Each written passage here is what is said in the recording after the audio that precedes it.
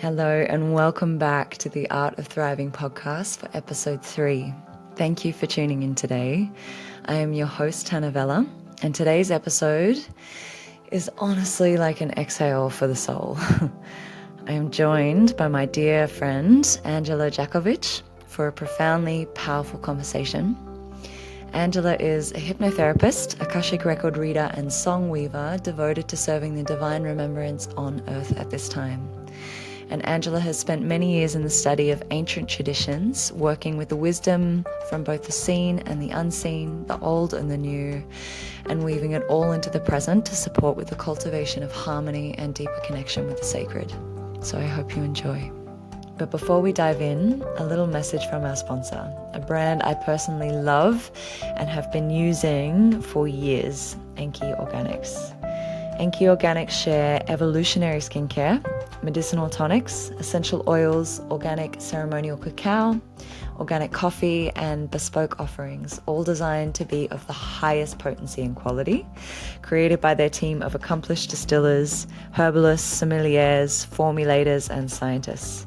And they blend traditional time-honored and science-backed extraction techniques with experimental practices, beautifully balancing art and alchemy. And I personally have had their frankincense tincture in my handbag for years, and I love watching everyone's face as they taste it for the first time. It's, just super beautiful quality and high potency, and I regularly gift their medicinal tinctures to my family and also take delight in watching the impact they have had on their health over the years as well. So I couldn't recommend enough. And they also have an experiential retail apothecary and elixir bar located in the scenic Victorian Highlands, the town of Daylesford, the spa capital of Australia. So if you're in the area, be sure to check it out. And you can use my code HANNAHVELLA for 10% off, and I'll have a link to that in the bio as well. So without further ado, let's dive in. I just wanted to start off by saying welcome. Thank you. To the Art of Thriving podcast, and I'm really excited. We've been sitting on the bed before we've dived into this and getting really excited about the threads that were coming through and the resonance of what we're both experiencing right now, and we're like, wait, we need to start recording. So I know. Didn't want to empty it all out. Yeah. Before we started. Keep it fresh. Yeah. So I'd love to, let's just start with a little bit of a drop in. So how are you feeling today, Andjela? Well, first of all, thanks for having me on. I'm excited. I feel like I've been, calling in a space to just share more in general for a while. So I appreciate it. Thank you. And I'm feeling, we've just realized that today is technically New Year's Eve in the astrological calendar, and I'm feeling like, the essence of cycles completing is definitely very alive for me at the moment. And as I've received from other people, I think, feeling this essence of, the whatever's completing now and is ready to move on is being moved on, and we just can't take any of the old stuff with us anymore. And I've definitely been traversing that this morning. Very in my humanness this morning, for sure. Feeling the internal shifts that need to take place, and in a very timely manner, of course, coming at this like equinox time, and the year ending, I'm feeling like there's a fresh start emerging, but it's that like dropping into deep trust before you take the next step into the unknown, which is kind of where I am. So very liminal. Very liminal, but ultimately very trusting of the cycle that we're stepping into as a collective, and also very much on an individual level. Yeah, beautiful. So well put, babe. Yeah, I feel very much the same. I feel, how to put words, as I've been sharing with you a little bit this morning already, just feeling a lot of contraction and uncomfortability from being in a liminal, and like feeling these old chapters closing, and the grief of all those threads, and then not yet being in the new wave, like in this in-between. And that's very much what we want to talk about today, isn't it? Very much. Yeah. And as I said, like, as much as we're tuning into this for ourselves and each other, it's very much a collective consciousness, I feel like, that's being shared right now, whether we know it or not, you know.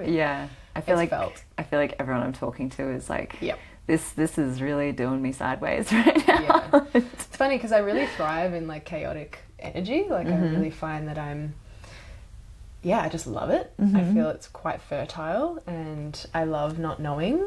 Then this morning just like definitely rocked me just that little bit over the edge into like, oh no, like there was still an aspect of me that was holding on even in the chaos. Like now it's like, okay, well, you're gonna really need to like unbuckle here and let yourself fully not know. Yeah. You know? And it seemed like it all started when you had a moment of acknowledgement of something being ready to close, and then life kind of took it into its own hands. Absolutely. Yeah. Which just shows how powerful we are, you know, the moment we decide something. Yeah.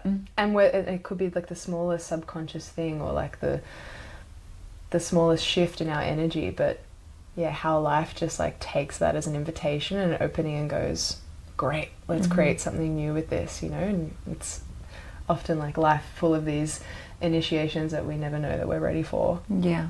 Or that we don't particularly want. Yeah. Sometimes. But, you know, this is part of the soul orchestration, I think, that we've all signed up for. Yeah, I agree. Yeah. I actually just made a bunch of memes that I haven't shared yet that are like really sexy images of men dominating and romancing women and been like, you know, with the connotation of like the sexual chemistry between me and the universe giving me what I want. And don't know what you know, that I don't know what's best for me yet, but it's like, take it.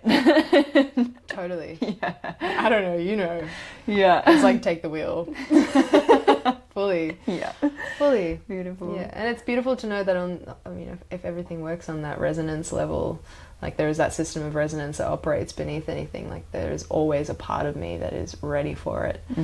And can I trust that part even as it like pulls me through the chaos and the darkness and the shadow and the unknown, and trust that it will take me to the other side of this. And you know, with that comes knowing that you're going to come onto the other side of it completely different. Yeah. You know? Yeah, can't take all of Never you. the same. Yeah. Beautiful. Wow. Start there. Yeah. Start there. Yeah. I feel like I'd love to, for those who don't know you, circle back around to, because obviously reaching that place of trust in which, you know, we're, from what you've shared, you're being deeply initiated by I am as well. And it's like we have the tools, but like it's a practice of continually anchoring those pieces, which we'll go more into. But can you share a little bit about how you found your work and what you offer the world, what lights you up in that way, and what that is for those who aren't familiar with those realms?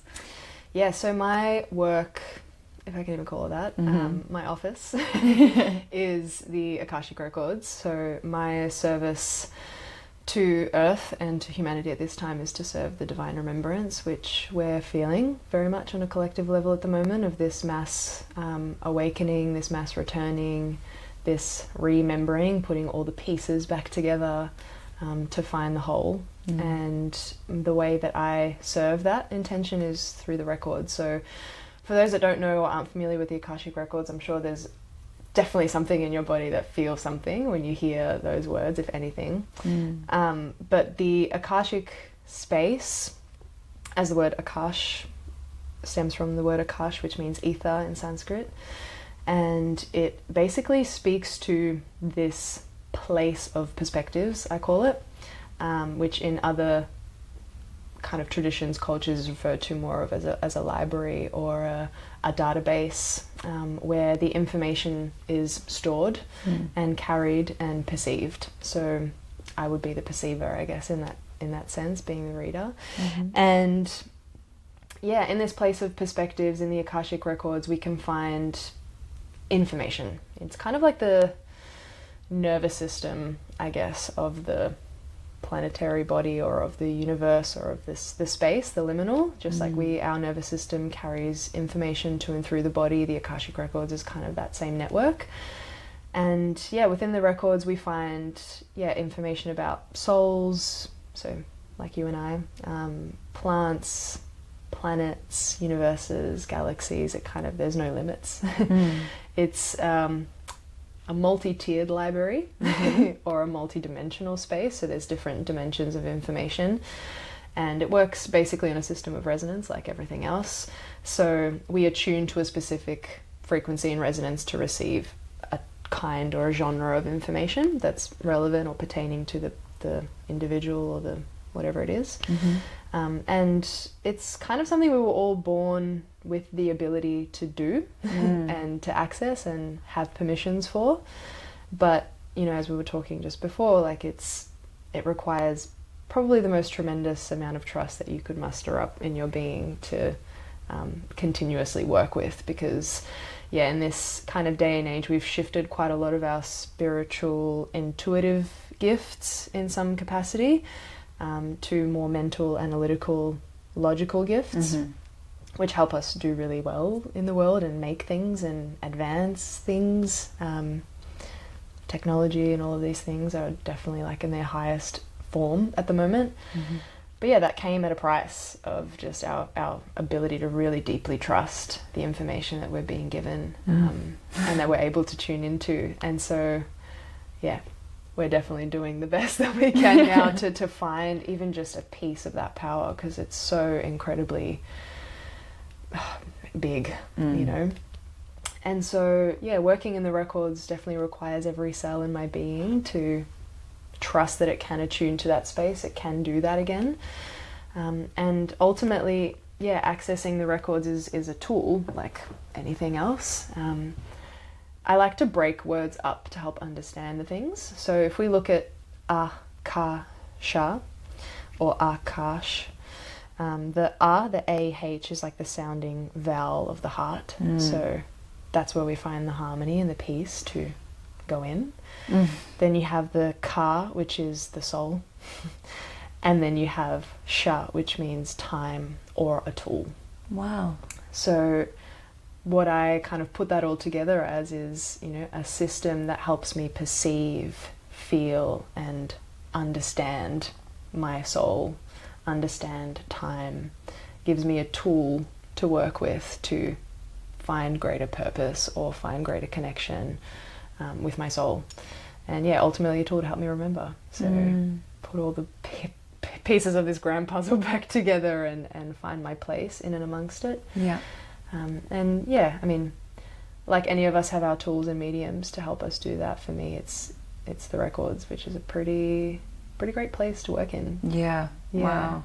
It's beautiful. As you said the word remember just then, I was having this flash of something I've written down in my journal, which has everything I've ever learned about water in it. And we've nerded out on this quite a bit before. And the beautiful bridge for me within my work is understanding that on a physical level. For those who are a little bit more sciencey, appreciate just this physical scientific layer of understanding, but it also so beautifully bridges in with this realm. Is that water carries memory, and a lot of people say that the mind of water is the Akashic field, and this field of information, since she's been here since the beginning of time and been witness to everything since the beginning of time. And memory translates to the light in water, so like the frequency and the information held held in the water. And remember is to bear or carry water again. I got goosebumps as we're saying that. Just as this, like you said, to remember who we are, where we've come from, and the eternalness of our nature in that as well. Totally. It's whenever I'm accessing the records, there are kind of like three main things that I really work with to support my being in generating that trust or dropping into that trust, and obviously one of them is breath. But the other one is communing like with the elements, and particularly with the water, because from my work in the records and the information that I've gathered about the elements through the records is that the water is the manifestation of the Akash. You know, it's the product of like so much information being condensed that it just had to bleed out. Wow. You know, it had to create water.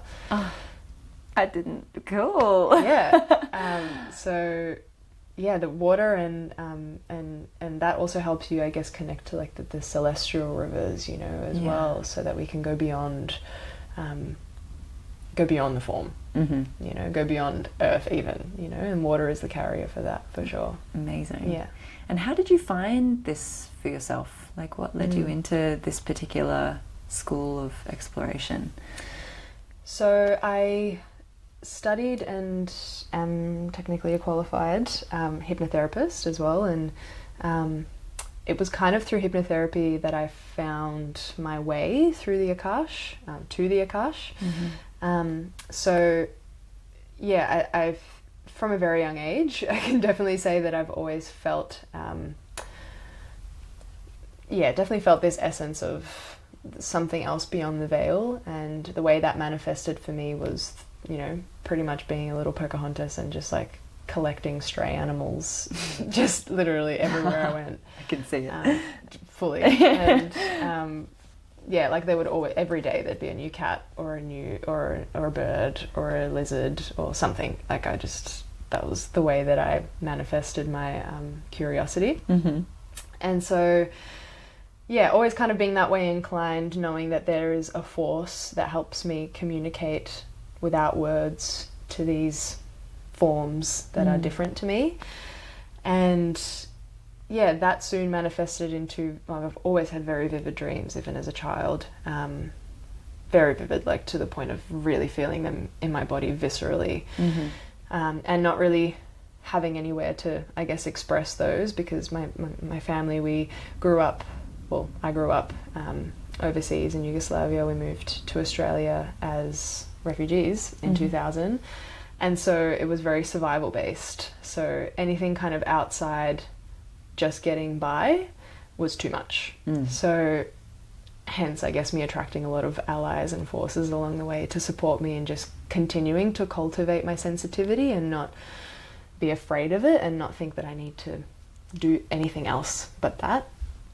And so the dreaming really manifested as I got older, and eventually just, you know, it wasn't a very graceful entry, I don't believe. I was reflecting on this on the way here. It definitely wasn't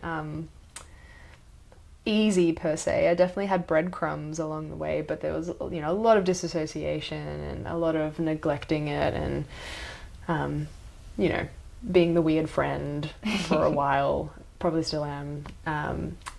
But then something dropped in actually when I remembered my name. And my name is Andjela, which in my language means angels. And you're such an angel. Thank you. Thank you. Labeled correctly. As I'm looking at your beautiful painting, I'm remembering that it was in my name that I realized that was my key, actually, in. And so from that point forward, I actually just kept like pulling apart words and then pulling apart my psyche and then pulling apart my life. And sure enough, it led me to a lot of other energetic practices, like, it led me to yoga first. It led me to get my teacher training and study Sanskrit and like fully go down that route, which was a totally divinely paved path for me. And from then on, I started getting really curious about other ancient cultures, civilizations, and finding the threads that weave them all together. So studying Sanskrit and yoga actually helped me understand more about where I was from, like my country, my birthplace. Wow. Which led me into this remembering that there was a whole civilization there as well, obviously, before it was, you know, more colonized. And then I was like, oh, well, that connects to that because the language they spoke in that area is very similar to Sanskrit. And I was like, okay, there are obviously threads here. And so I started weaving the threads. And and realizing that these threads are all kind of extending from one place. And so I was in a medicine ceremony a few years ago, and the medicine itself is connected through a tree root, and the tree roots sent me to the Akash pretty much. Wow. It was the acacia tree, so connected to the Akash, and the acacia is through the tree network is connected to all of these sacred sites and places around the world, these really like high energy points, like the one that I was studying in Yugoslavia.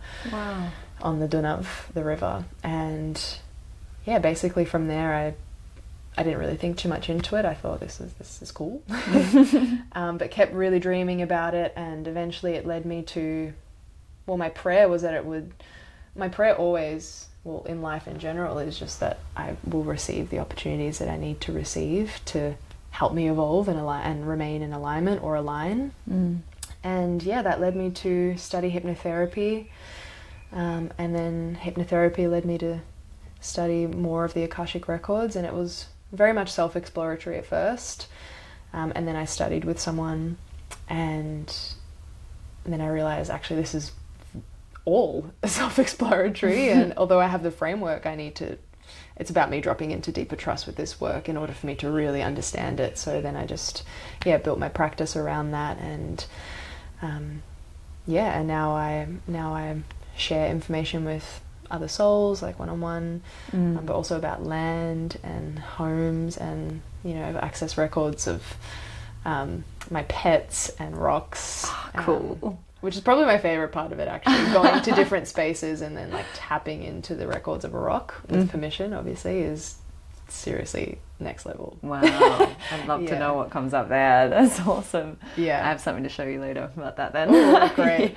Great. It's awesome because, we spent the morning, for those listening, we spent the morning discussing a land clearing you just did a couple of days ago on my mum's property, which she's looking to sell. And it was so cool knowing that you hadn't been there, and you had no floor plan, but like the things that you're picking up on were so accurate with, and it's like, of course, but just like from that kind of subtle skeptical mind that I feel just through growing up in the society is always kind of just there in the background for me. Been able to show my mum and be like, look how legit this is, and with the stuff she's coming. And also having my own experience with you. Was it the year before last when I got my own Akashic record reading and clearing, because there was so much going on for me with an open relating and really, really struggling with that. And I remember this visceral moment in the afternoon where you'd done the clearing separate to me, and then we had the session where you shared the details with me later. But I was just going about my business and something just switched, and it's like I remembered who the fuck I was. And it was like night and day, just like so instantaneous and quick. And it's like someone had just slapped me very gently out of an amnesia. And I was like, what am I putting up with? So thanks for that. That was... The field is really generous and sensitive and responsive.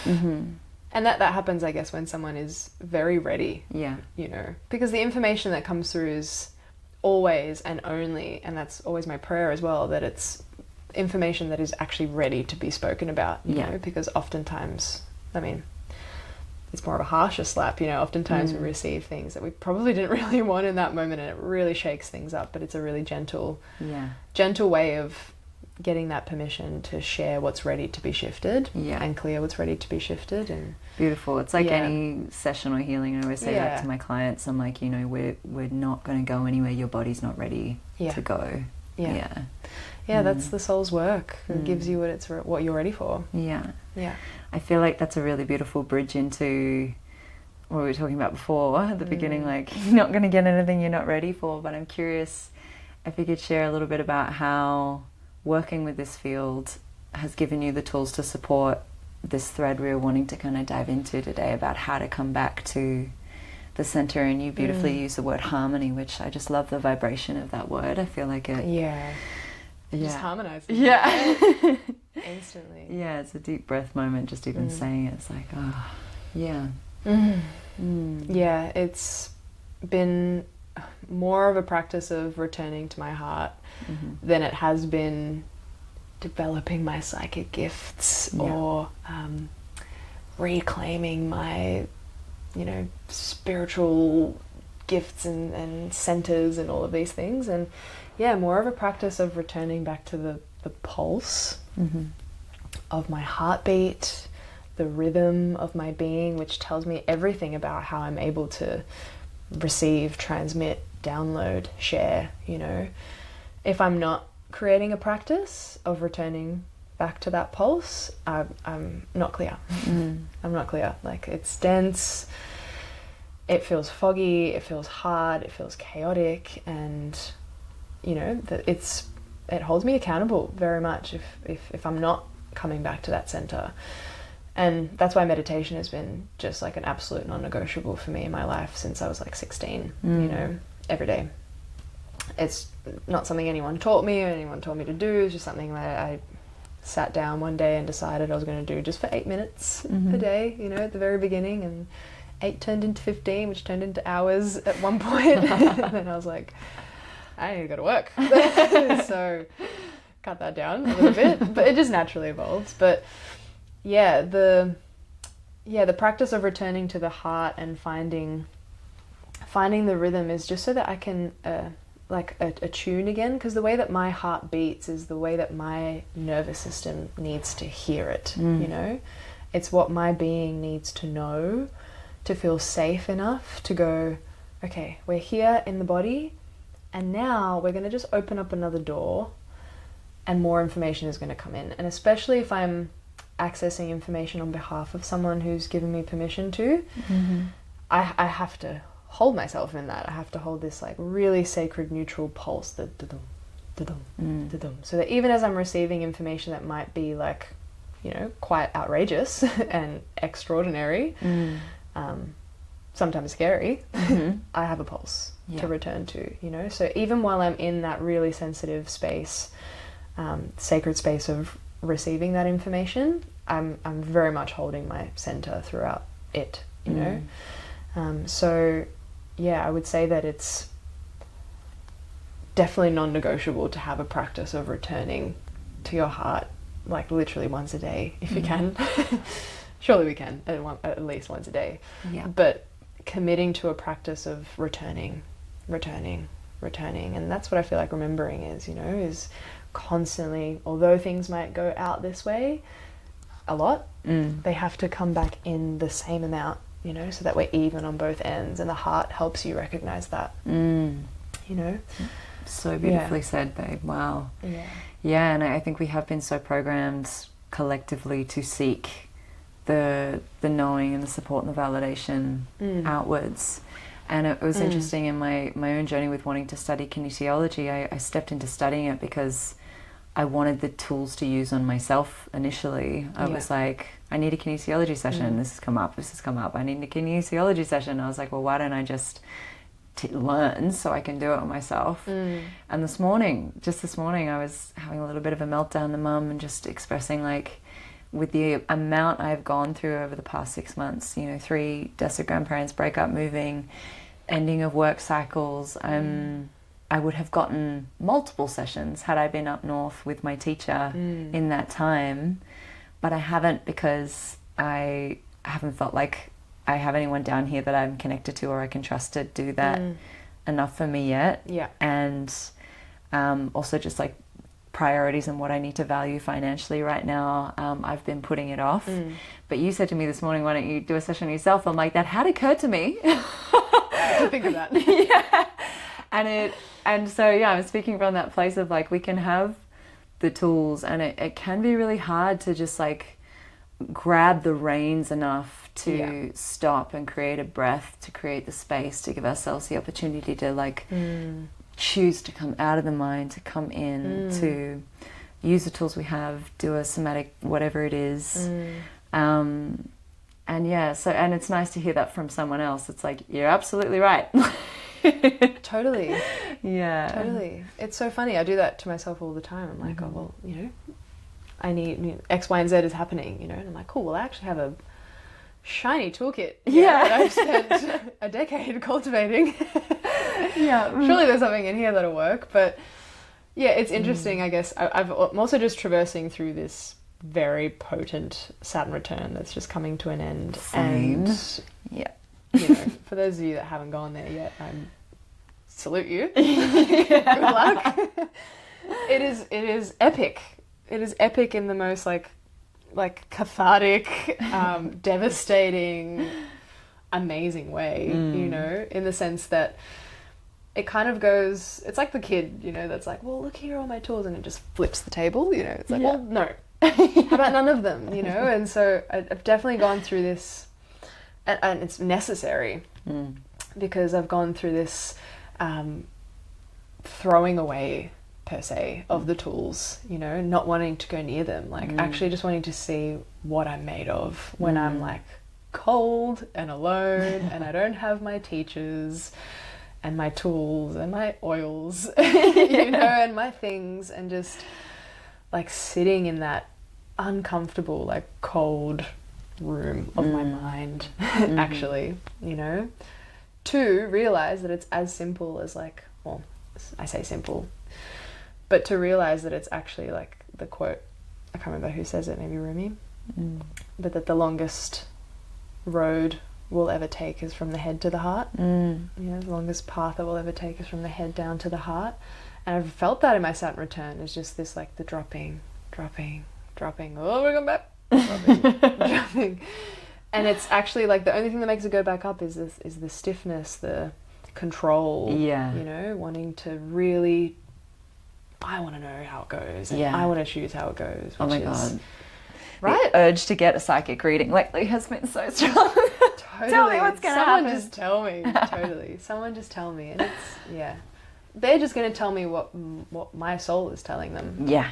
And what I feel like we already know on some level. It's just validating. Yeah. Yeah. Yeah. And so my prayer when I'm asking a question to myself or to my soul is to answer it for me in a way that I will understand. Like use my language, use words that I know, use metaphors that I see, bring allies to me that I'll recognize, whereas definitely like when I've gone out to look for that, I receive the message, but I have to decode it because it's come to their channel, so it's their instrument has sung it to me. So again, that's where that practice of returning to the heart and understanding how it reverberates in my body, like the actual ripple, the frequency that it sends, helps me attune, like understand it, read it. Because I know that's like Morse code for my soul, like that's the heart. Yeah. Gosh, it's so beautiful the language you use around this, like even just their instrument sung it to me. Yeah. That's gorgeous. And I feel that with just the understanding I have for and my own experience in also psychedelic spaces as well as healings and just being with myself is like I believe so much in water.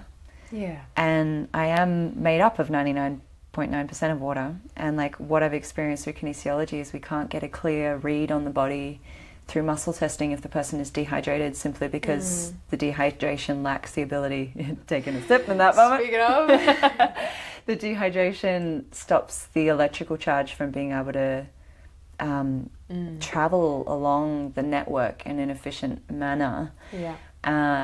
And so just from that understanding, it's like I have everything I need within me. Yeah. And like I've been shown again and again, like in sessions where the session will say, we always ask, is it safe and okay to finish? Sometimes the body says no, and it's like, okay, do you need something in the room to support this? And sometimes it's no. Okay, do you need something outside of the room to support this? It says yes. I know what's in the other room. They don't necessarily do.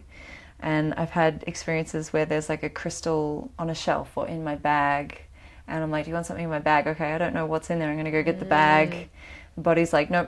Yes, want the crystal. The body holds that for a bit, and then this person has this visceral release where they're just like, oh, okay, I feel good now. I feel complete. And their body knew Yeah. that was in the other Yeah. room because of this interconnected web that we are connected to all the time. But like you said, the mind completely cuts us off from that when we're trying to rationalize or understand, instead of existing from that place of feeling and trusting the pulse and and developing that trust to an unwavering sense where we can have the courage to then take action on that. Totally. And that's not to say that the mind is the bad guy. No. The mind is incredibly important and incredibly powerful. It's just finding a way that the two of those can coexist, which is what I feel like we're all doing right now. You know, we've got a backlog of so much information from other cultures and civilizations, like now, but also from hundreds of thousands of years ago, that developed within, you know, that developed the heart power, you know, and then we kind of went completely the other way, and the scales like have tipped all the way into the mind power, you know. And what I feel like is happening now is this like returning, you know, with the recalibration point where those two forces are coming together to meet, and we're obviously doing that within ourselves, which is how we can know that it's happening for the collective. But recognizing that these are two very powerful forces that work in tandem, actually. You know, they've just been separated, you know, for such a long time. And figuring their way back to each other, you know, and and the heart is the bridge in that way. It's I'm just getting all these visuals of like the downward facing triangle, spirit descending into matter, and the upward facing triangle, matter ascending into spirit, and also the left and right hemisphere of the brain, masculine, feminine polarities of creativity and logic. It's really interesting. I talked about this on another brother's podcast where he was like, what do you think occurred that took us from worshipping the goddess kind of collectively across the world to all of a sudden across history at a similar time epoch transitioning to worshipping just one patriarchal god? And I watched this lecture from the 90s on YouTube a couple of years ago of this guy who suggested that it's around the time that writing came out, and you give the right hand holds a spear, the right hand holds the pen, and that supports the strengthening of the left side of the brain, that cognitive logic. And archetypally, how does that then show up in our mythology and our storytelling? And so I find that really fascinating, and there's been really beautiful practice I've been doing every day lately that I have, interestingly, in the chaos of everything I'm experiencing right now, fallen away from, which is the time to really come back to it. But it's just coherence breathing, which is in for 5, out for 5 for 5 minutes. And they said more time doesn't necessarily give you more. 5 minutes is all you need. It lasts for 4 hours, and that brings cohesion to the mind and heart, and the harmony to the mind and the heart, and regulates your nervous system in such a way that it's not in that survival. And you beautifully said before, like, you referred to the Akash as kind of like the nervous system. And just, I think it's really cool, these threads of our nervous system is constantly responding to the world around it and receiving information. And so what a resource to be able to regulate in order to tap into and listen to. And exactly. The nervous system is sending information to and through the body constantly. Constantly. Messages from the heart to the brain to the feet to the fingers, like there's just a constant flow, and then add external stimulus onto that, you know, and it's like constantly processing. It's this huge motherboard computer, you know. And I often use technological terms when I'm referring to the Akashic Records, because it kind of like it's a huge database. Like, spiritual Google. We're kind of like computers, really, picking up the broadcast. We totally are. Like we've been built. We've been built, and we're a manifestation of just like hundreds of thousands of years of evolution and adapting to different environments, you know. So and the only reason that we would actually seek external stimulus is because something is out of balance. When we're in balance, we don't really need much else, you know. We don't need that reading or the, you know, whatever else it might be, or that chocolate. or that crystal, you know. But if something is out of balance, and you can even take that onto a physical, like biological level, like the needing the crystal, like the minerals in my body are talking to the minerals in that crystal, going, there's something you have in you that's going to help neutralize this overdrive in this department of the nervous system, you know. Same way with chocolate. I mean, I need the magnesium, right? Help. You know, but it needs that because something is out of balance, you know, and the place to find balance is in the heart. Yeah. I just had a thought there, like, it's interesting that, say, if you have a highly mineralized, well-structured glass of water and you put it next to, I can't help it going back for the water references, but if you put it next to a glass of water that doesn't have that, that glass of water will receive the frequency and the properties and the imprint from that. And I guess we do that for each other as people. It's like, yes, we have everything within us, but like we've been sharing, sometimes it's really hard to pull ourselves out of that density. And especially like for me, I was sharing in episode 1 my own experience with depression, having Prem come stay with me for 2 weeks and get me up out of bed every morning for 2 weeks to get the sunrise.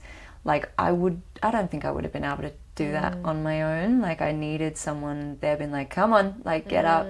And so like allowing ourselves to be vulnerable and allowing other people into our process to, like you've done with me this morning, and vice versa, just to share that so that we can be like, yeah, let's help each other remember and bring ourselves back to lift ourselves out of the density so that it's a bit easier to come back into balance on our own too. Yeah. Which involves a process, involves emotion, involves like, the alchemy of feeling. You know, it's not kind of transcending all of that and going, oh well, you know, everything is light and I'll be all good. Like I know that. But I don't need, you know, 11th dimensional information right now. I need to work through the layers, you know, and actually process this so I can receive the fruit of it, you know. And my friend, our friend Anna Maria refers to people like that as salt lamps. Like they're just, I love that. They're just the diffusers. I'm like, you gotta have your salt lamp friends that you just call on when you need them. Yeah, you know, just turn them on in the room and it's like, right? It's like instant soothing. And that's important. That's important. And another way that some of my teachers have spoken about the Akashic Records is that it's a place where emotional perspectives are stored. So it actually relies on emotion to create the memory. Otherwise we actually have no memories to go back to. Fascinating. You know, so when I'm doing a reading, or we do have them but they're just harder to access, but when I'm doing a reading with someone or sharing information with them, we're actually looking for the emotion that is tethered to that memory in order to like access it and go into it and open it up. And so the emotions play a key role in any of this stuff. Key being the key word. Yes, exactly. Wow. Exactly. Yeah. That's really cool. Yeah, I opened up a mentorship container with a sister this week, and it was really beautiful. I love being in the space with someone because it's like the ultimate collaboration of the souls, of our souls, and feeling all the information I have available to me, bridging in a way that overlays with each other but is relevant to them. And she's working with an autoimmune disease, and like through understanding that on a physical level, it's like through the trauma she's experienced, the fight or flight has kicked in and has just stayed up there, and her body hasn't learned how to come back down like animals do in the wild, and they know how to shake off an attack. The prefrontal cortex gets involved and goes round and round in circles and kind of keeps us in that space. And I was sharing with her the way back out of that is through, and it's something I've also been really trying to keep balance with, is like allowing myself, and sharing this with her, allowing herself to go back through the emotion and like have the space where it can be felt, acknowledged, honored, witnessed, and just experienced in whatever way it needs to be, so that that energy can move and you know, find its peace and dissolve into the water dissolves into the ground. And it's been a really interesting balance between allowing for that and then not getting sucked into it to a place where it's no longer serving. And so like giving it the space it needs, but also choosing to pick myself up every day and chip away at the things that I continually want to work towards, regardless of the resistance. And I feel like, you know, you're sharing that we don't get anything that we're not ready to experience. The intensity for me right now feels like life is like kind of, for those who can't see me visually, I've like got a hand up and it's like pushing my head into the dirt, like surrender to the place where all there is to be able to feel and move it through and trust and like be in that listening, because trying to grapple and control is just going to make it harder in the long run. And I'm curious what you would share. Like, how do you go with that process, really? And what are you doing? Is there anything you can share for our listeners? Life's like, surrender. Well, I guess I just surrender. Like. Yeah. Well, if I fight it, I'll get very tired. Simples, really. Fight the hand. Yes, the hand. One thing that I heard, or that I felt and received that just changed my life, is also something I feel like we're all here to do, like as in the collective at the moment, is like regulate yourself enough so that you love exactly where you're at all the time. Oh, love that. Perfect. Like, can I actually do myself this incredibly great, honorable service of loving right this moment, like right where I am now, where I'm struggling, I'm not where I want to be, I'm depressed, can't get out of bed, like can I? Like, is there a cell in my body, a mineral, an atom that is like, I do. I got it. You know, like doing God's work in there, like, and there's always going to be one, you know, because I mean, it gets us here, right? You know, we have so much proof, actually, that when we trust that and love it anyway, we end up in a beautiful place. We just somehow seem to forget that when we're in that spiral. The magpies agree. Thanks, guys. And the difference between, like, am I in a circle, like am I looping, or am I spiraling? Like, spiraling for me feels like, I mean, you could go up or you could go down, but you're moving. Yeah. If I'm looping, I'm staying the same. Yeah. You know? I like that. Yeah. And that's fine. If I spiral down, like, awesome. Like, I'm going down to the pockets of the unseen, like way beneath the surface that I've forgotten about, that are toxic and, you know, unhealthy. But then, you know, I can follow the spiral back up. But if I follow the circle, then I'm just going to end up right back where I started again and again and again, you know. So,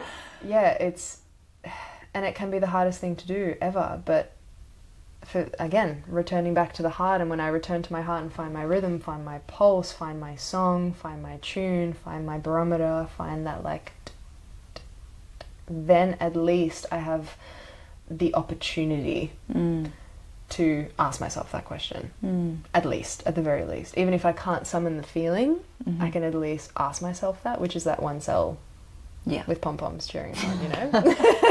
The visual I'm getting from that. The official cheerleader in there, just like really going for it. But yeah, if I have the space to ask myself that question, then that means that I at least have an opportunity to choose if I want to love myself in that moment. And what happens when I do? You know, what happens when I say, you know what, like, yes, and wow, I'm alive and life, and I'm going to be okay. You know, the end is really important. I feel like the end is someone's knocking, there's some little bird here. The end, I feel like, is the chord between the mind and the heart. Yeah. You know? Vicky says that a lot, doesn't she? She says comma shift end. Moving forward, comma shift end. Putting commas on things rather than full stop. Yes, shout out to Vic. I just got so much from that. I feel like it's something I have acknowledged on some level at the moment. It's like a lot of what's coming up for me at the moment, I feel was very alive before I actually moved out of home 6 years ago. and then amplified when I moved out of home, and then I moved through it, and I've come back and I'm like, I'm here again. But it's like having the understanding that, okay, I've experienced and learnt so much since then, and we are likely to revisit the same themes over and over again from different angles, from that spiral perspective as we spiral around. Can I get better at catching the thing or treating myself differently in those moments? And something I really want to anchor for people listening is like you said, where you're at isn't wrong. And actually where you're at is perfect, and having the love and the compassion for that piece, which is hard in the moment, but like you said, locate that one little atom that's cheerleading. Find him. Yeah, and give that energy, and that's beautiful. Yeah, because that tumultuous feeling is separation.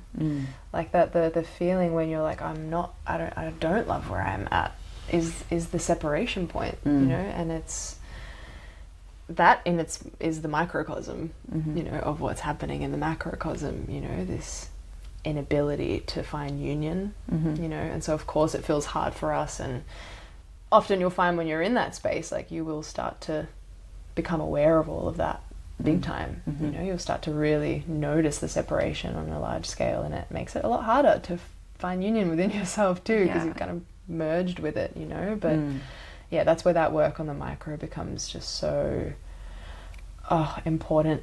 Like so important. Yeah, it's just crucial. Yeah, crucial. And oh gosh, I was thinking, maybe it's just in my sphere of what's around me, but I feel like there's not a whole lot of conversation around bringing awareness or working on the heart. I feel like there's a lot more around womb, pussy, sexuality, which is amazing, and there's this whole reclamation that needs to happen there, or even like ascension-based psychic abilities. And it almost feels like, again, at least in my field, I feel like the people around me doing the work that they're doing, there isn't as much conversation. It's kind of like here. Yeah. We're like here and here. But forgot about the bridge, guys. And I'm just thinking about the fact that, like, I'm listening to a lot of Joe Dispenza's stuff at the moment, which is very amplify your brain waves and your field through bringing harmony to your thought field and what you want to anchor. And then I'm also listening to like Mama Gina's work, which is very anchored in the pussy and manifesting from that place of pleasure. And I have been acknowledging, like, I feel like I want to bring a bridge to the two, because it almost, he's like, there's, in this realm, he's saying there are no senses because you're in the quantum and you're beyond the senses. Whereas in my experience, my doorway into my psychic abilities is actually through the senses, beyond the physical, like, you know, tapping into those psychic flavors in through each of those gateways. But then you think about the fact that the heart has this electromagnetic field that's measurable up to 3 meters, that also supports the amplifying of our frequency. That is, you know, crucial with our relationship with our pussy and our nervous system, to that feeling safe for that to be able to open, even though as women we are projective out through the heart and are receptive in through our pussies, and it's opposite for male bodies being projective out through their cocks, and they're receptive in through their hearts. I feel like I was looping back to a point and I've gone on a nice little train there. But well, that's perfect, because I was just going to say, it's like actually not missing anything. Like you're kind of taking the route through the senses, through the feeling, through all of the gates, like actually taking the scenic route, which is going to help you absorb more of the ecosystem, right? And not kind of cutting through, which can happen totally, but it can happen if we're not integrated, right? And actually the random fun little thread I wanted to anchor back is, without going necessarily down its own rabbit hole, but I have experienced the most profound heart medicine being with the humpback whales, and like being in such a state of fear in the deep water and being in close proximity to them and having that completely neutralized. And if you think about how big their hearts are and how ancient they are in terms of like evolution, what they've carried throughout time, and the memory and the emotional body and the just the intelligence of these beings. You have a really beautiful connection with the whales too. I can't wait till we're actually out there together. I seriously can't wait. Yeah. Oh, I know about them a lot through their stories and through what they've shared with me, but not so much in close proximity, like being, I mean, I'm sure they've been around while I've been hanging out, on boats or whatever, but not in like a personal, really deep, rich way, which I'm so looking forward to do. But yeah, they're guardians of this planet. You know, they're the bearers of the story. Like they're the guys you need to get permission for if you want to come to Earth and do stuff. Yeah, you know, you go through the whales. Yeah. You know, they're the guys. They connect with the Akashic too, don't they? Like, yeah, I'm curious if there's any threads around that specifically, or in terms of me, I guess I've spoken with them, I guess, through the Akashic in the way that I've kind of like I've picked out a book on whales and looked at them, you know, in the Akashic sense. But yeah, from what I do know about them and have received, I know that any outer civilization, so not of Earth, that wishes to come here and share something that's not here on Earth, or revolutionize something in some way, or offer a story or piece of information, they have to come through the whales, and the whales give them the permission to do so or not. Wow. And there have definitely been, there are cases of some who haven't received permission, and it's been very Star Wars-esque out there. But those that do receive permission, have had to do it through the water, you know, so hence a lot of the information, again, being stored in the water. And the way that they share their kind of interstellar information is, through the water. Wow. Yeah, through the whales, through the water. The whales will kind of carry the story, but the water holds the vibration of that story. So it's almost like we'll never really know what it really is, because the whales know. Yeah. But we'll feel it. Yeah. Yeah. That was my experience swimming with them, was just like I genuinely I can't touch it with words. Yeah. It was just godly is the only word I kind of have for it, and it just demanded such reverence from such an instinctual place of like, and it was a baby one too. Like I can't even imagine what it would be like to swim with one that's like a fully grown. I don't think I was ready for that, to be honest. Yeah. I got one that was like a year or two old. Aww. Two of them. Actually, there have been multiple occurrences, but having this moment of just feeling the eldership and the I could try and circle around it and but I really just can't touch it. Totally just want to cry about it. Actually. Just all I want to do is cry about it. Yeah. I can just imagine what it would be like to be in the presence of like the actual embodiment of wisdom, of all of the universal wisdom, of all of it. Yeah. And transmitting that, in my experience, so much through their hearts. Like that was profound. And the fact that like a lot of them have experienced whaling in their lifetime, and they're still so curious and playful and want to come and connect. Still trust. Yeah. And I guess like that energy of the heart is that forgiveness, and a really beautiful circle back to like, forgiveness of self, forgiveness of whatever that is. Yeah, it just brings like this breath of like, totally. And they just like totally have to be in their heart fully in surrender in order to follow their patterns around the planet, you know, follow the ley lines and migrate where they need to migrate to next, you know. It's sonic, right? It's unseen. It's this vibration. Yeah. Amazing. Yeah. We're not too different. Yeah. We're not too different, except that we have emails and bills and jobs to go. Jobs and like rent and all that stuff. Which is again, hello mind, right? Yeah. I mean, this is stuff that, for me, like I said earlier, it's like you can know the things, but like having the conversation and the reminder and hearing it again and again is so valuable, because it sparks the resonance in your body that knows. Yeah. It's like, fuck yeah. Yeah. Absolutely. So thank you for being in this conversation. I just love your delivery. It's so eloquent, and I just feel like a real, like, just for those listening, actually this morning Andjela messaged me and said she was going through some news she'd just gotten. She's like, but I'm about to leave. And I was like, wow, that is in itself just such a transmission of like the choosing to show up regardless and keep moving towards what it is you want to create, even when And not to say, you know, necessarily take breaks and allow ourselves that downtime, but yeah, I got a lot from that, so thank you. Thank you so much. Yeah, it's just a no-brainer. Like I said, when something is like orchestrated by the soul, it's pretty hard to ignore it. And I think all the work that we do over the years of cultivating our gifts and healing actually just allows us to get better at going, yes, it's hard, I love where I'm at, I'm still going to show up anyway. Yeah. And there's actually just no other way. Beautiful. Yeah, thank you. Before we close, we haven't even talked about guardians. Yes. So, love to We have in a roundabout way. Yeah. So I'd love to anchor that in, because this is this epic project you were receiving the nudge for from a long time that you've invited me to be a part of. So yeah, please share. Yeah, so it's definitely a culmination of what we've been speaking about. It's not too far out. But in the realms of, I guess, zooming out a little bit and recognizing what's happening on a collective level, yeah, my impulse or the call was, okay, when things get to this point where it feels, there's lots of separation, the heart of the world is missed, our own hearts are missed, you know, maybe we don't have all of the information that we need to find our centers, to find our hearts. Usually this is around about the time where those of us that bear the information that's required for us to evolve will step forward, kind of like the council.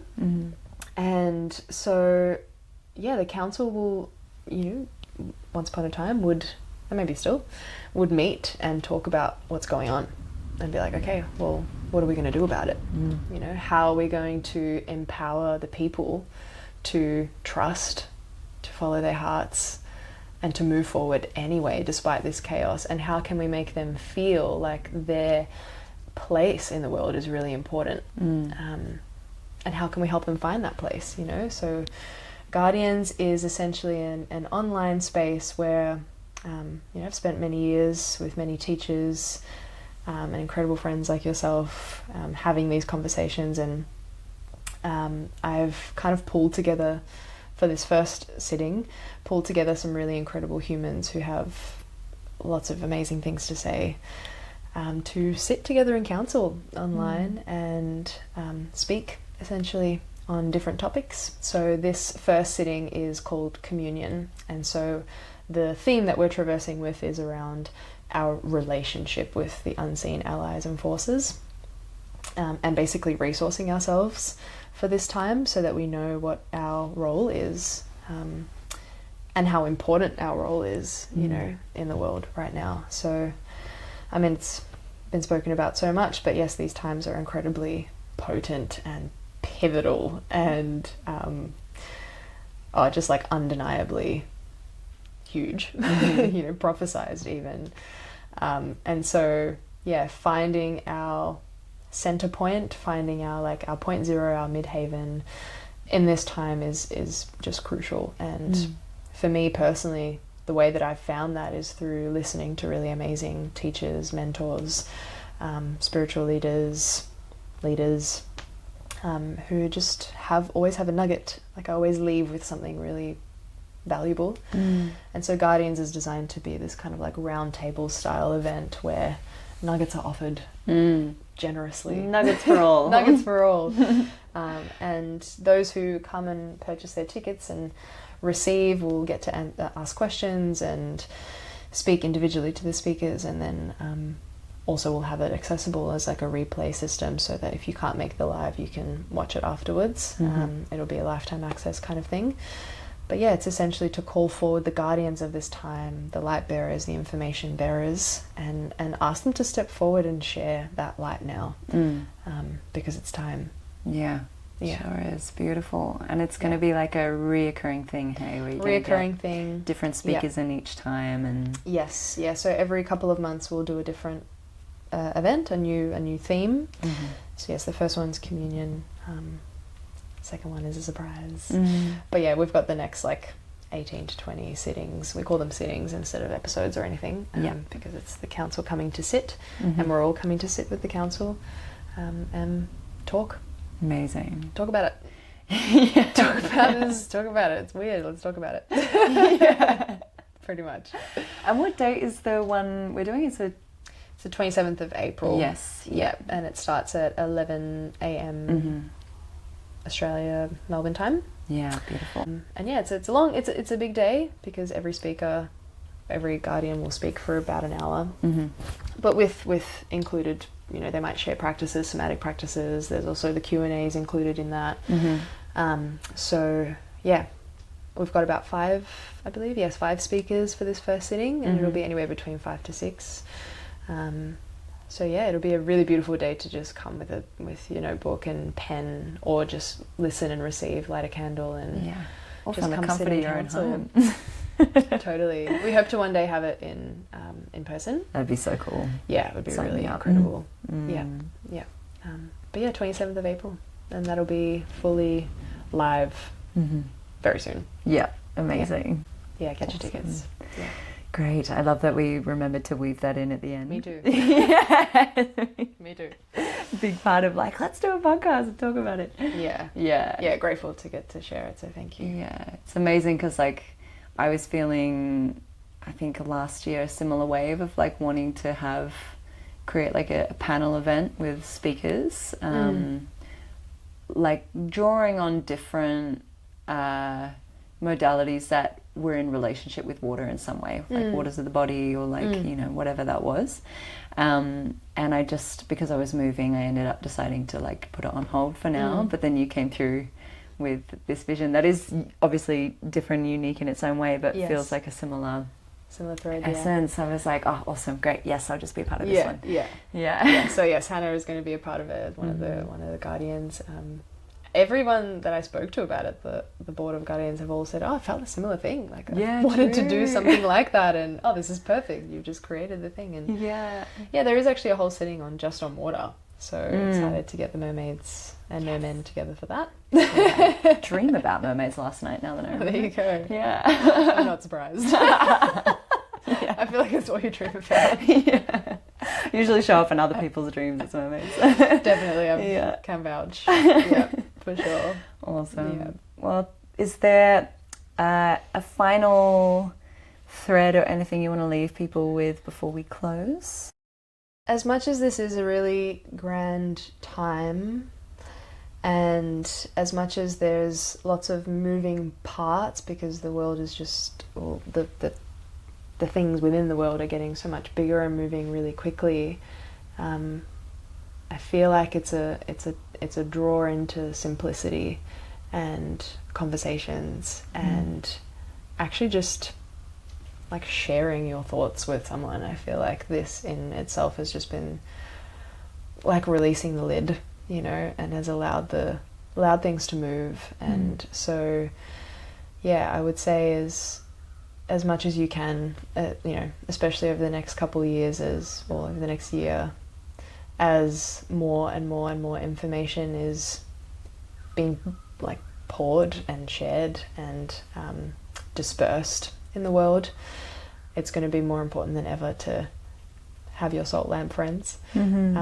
but really have your own heart, like just have your heart like sitting with rhythm, sitting with this like with the unseen but like felt aspect of you, you know. And then the heart is a really good metaphor for that. Like, I can't see it, I can really feel it, I can really tune into it, I know it's there, and I know it's the lifeblood of my existence, you know. So yeah, creating making it very simple to come back to that space. You know, it doesn't need to be hard. I don't think it was designed to be hard. I think this whole thing was designed to be actually very simple. And you can feel that when you're in the heart, you know. Yeah. And you're less in the head, in the external. Yeah. Things feel a lot harder when you're trying to make them bigger. Yeah. And that's the mind's practice, is to make things bigger and keep expanding. But the heart is kind of like, okay, well, let's not contain it, but let's just bring it back to its essence, to the reason why we wanted to expand in the first place, you know? Yeah, beautiful. So amazing. Put that little seed in the ground. When you just did that with your hand, I saw like a tiny microphone. I thought you were going to think that. I was like, this is not a microphone. It's a little Tiny C moment. Could also be a tiny microphone. That's cute. I love that. Beautiful. Yeah. Well, thank you so much. That was awesome. Yeah, really beautiful. Thanks for having me. Really appreciate it. Yeah, let's do more. Definitely. Definitely.